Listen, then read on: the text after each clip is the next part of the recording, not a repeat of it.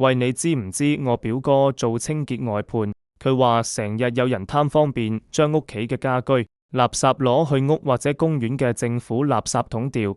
佢話見過有人揸車嚟掉，仲要成袋20-30公升嘅大型家居廢物，塞爆晒個公園垃圾桶。我當時都覺得呢啲人好過分。而家嘅管理規定其實寫得好清楚，公共垃圾桶係用嚟應付途人輕便垃圾，絕對唔係俾你慳返啲家居垃圾徵費㗎。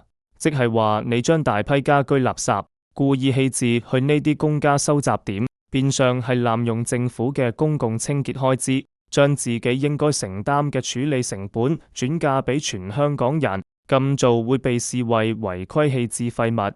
前線執法人員有權開出定額罰款單，每張15蚊㗎。